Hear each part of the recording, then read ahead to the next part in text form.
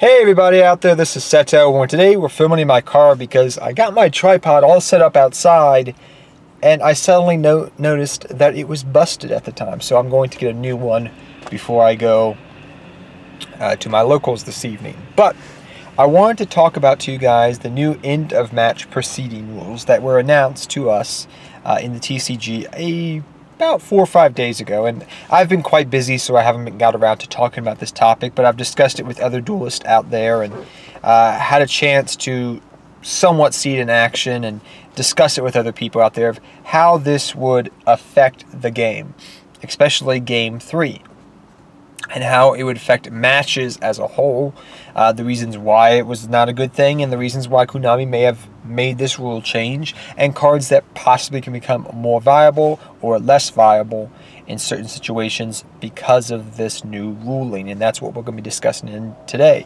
Not just the fact that we don't like this ruling as a community, it seems like, which is the general consensus, but why Konami did it and what cards we can use to utilize this situation.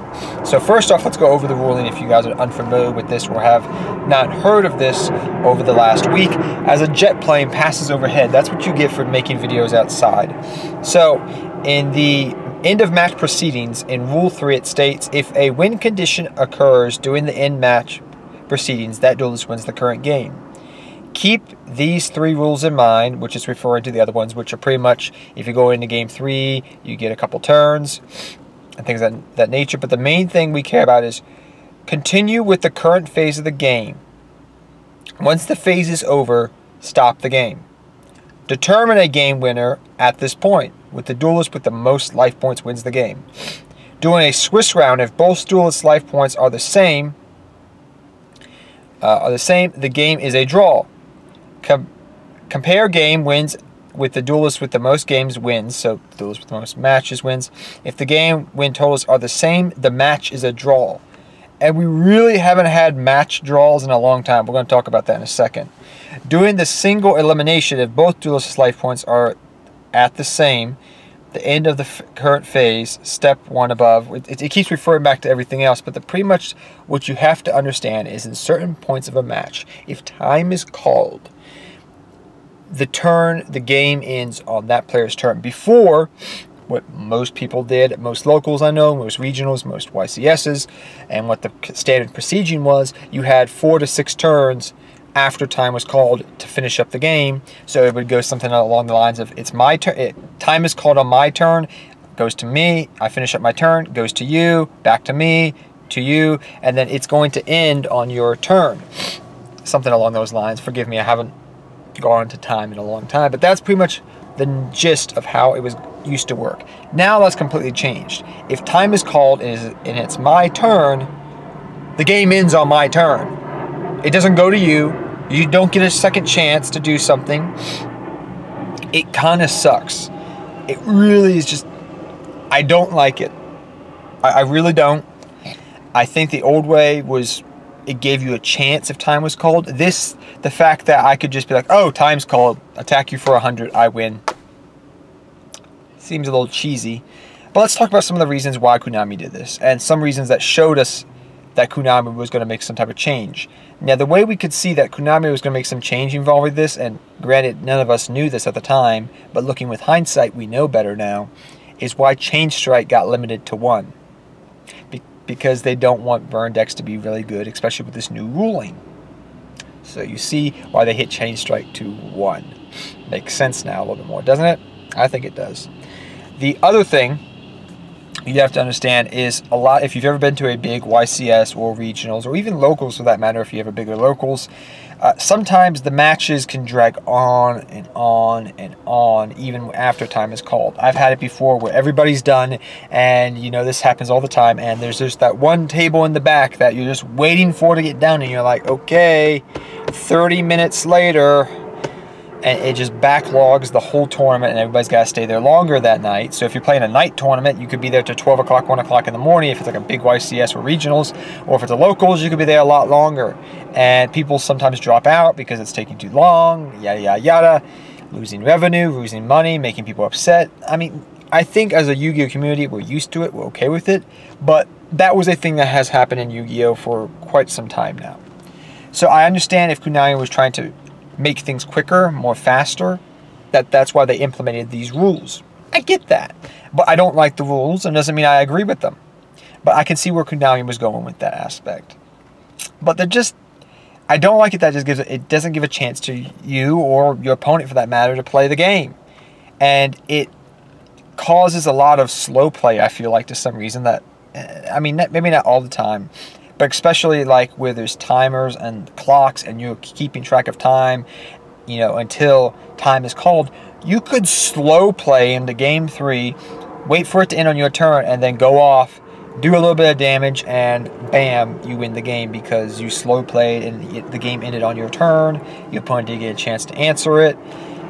I feel like that's going to happen to some degree. I think we're going to get more slow playing calls in the game of Yu-Gi-Oh! As well, by people just slow playing so they can get into time. I also feel like that, as you saw in the article as I was reading it to you guys, it was discussing how games now can end in a draw, or matches, excuse me, can end in a draw. And to be honest, I thought Konami did not like draws in Yu-Gi-Oh! Because they messed up the point system, they messed up the, you know, rankings and everything. And the reason I even say this is, and this was a discussion many moons ago, mind you, but they hit things like self-destruct button, which ended the door, you know, made it a big goose egg, you know, a draw. And Ring of Destruction, which they eroded it so you couldn't use it to cause a draw state where both players lose exact life points and the game becomes a draw necessarily.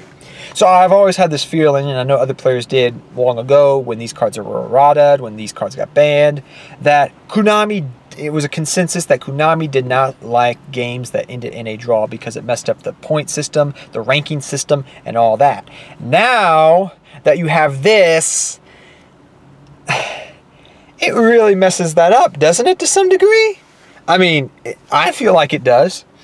It makes, like, you have to try not to have games end in a draw or matches end in a draw, because that can hurt your ranking and status to some degree. And that's not good, especially if you really want to compete. And that's one of the major reasons I do not fully agree with this rule change, is for that reason alone. Because I know from the past that was a problem when those cards were legal. And I feel that that is going to be a major problem now, especially with people slow playing and things of that nature. Now, what cards become more viable? That's the next topic we're going to discuss here because of this ruling. Well, the first thing that everybody comes to mind is Gaga Cowboy, 800 for game. Ever since Rank 4 was a deck, you know, Rank 4 toolboxes were a deck in many different forms. Ever since Cowboy came out way back in the day as a super rare, Cowboy has been played to win games. And it will be played again in decks that can make Rank 4s. Because it's a good card. But you also can't forget things like Barbar of the Burning Abyss. Burn, win the game. That was a thing when Burning Abyss was top tier and played for many moons up until Link format. But even still, when they become more powerful with the new Link monster and whatnot, Burning Abyss do, you will see Barbar for a game more with this new ruling. Lava Golem is another one I was discussing with a friend, especially if you're able to keep time on the clock and see how much time you have before you go into time.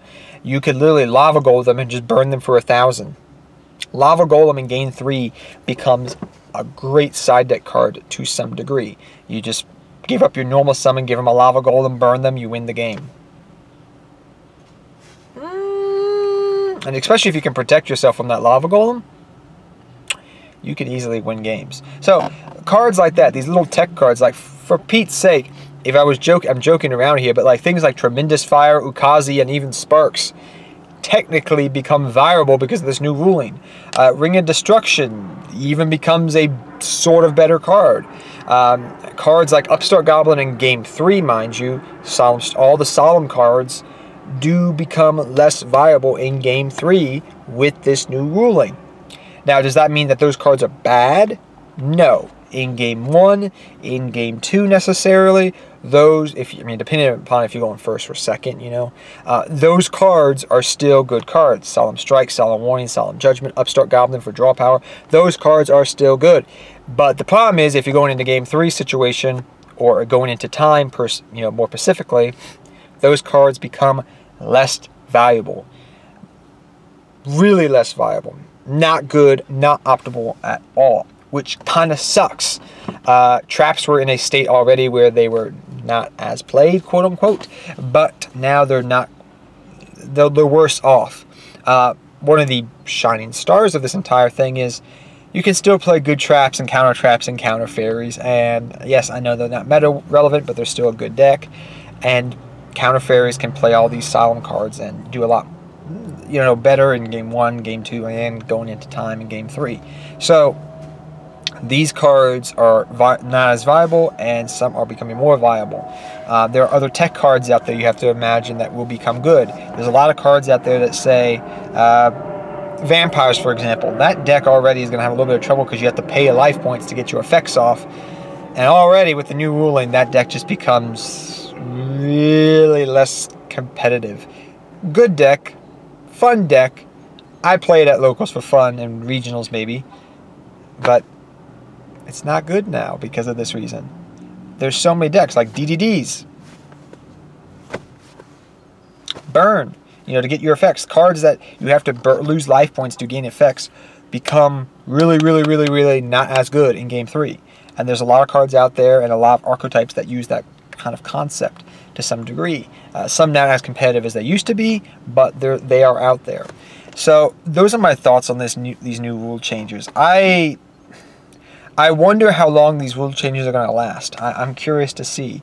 Maybe they'll last for a long time. Maybe they'll last forever. But I think Konami's tried something out new, and maybe they will change it back within a year or so. Especially if they have problems at the upcoming, because this takes effect, what, June 1st it is? Let me check my phone here. I believe that is correct. Takes effect, yeah, takes effect June 1st. 2018. So within a week or so, this new ruling takes effect fully, and this championship season has been really interesting. Ban list that hits a lot of things, and new rulings at the last minute that nobody was expecting. Yeah, have fun with the championship series, and good luck at your your regionals and your locals and your world tournaments this year if you're going, because it's gonna be really hard with so many changes going on. I haven't seen this many changes in quite some time in the game of Yu-Gi-Oh! Right up to like Nationals, quote unquote, season. Yeah, a lot of changes happening, and a lot we have to adapt as Yu-Gi-Oh! Players. But tell me your thoughts down below. Do you like? I know a lot of people out there don't like the changes, but if you do, tell me your reasons why. And if you don't, explain in depth why. And I think I hit on some very key points about why I don't like them. Cards that become less viable, cards that become more valuable, and maybe there'll be even some more tech cards you see that are being side decked to go into game 3.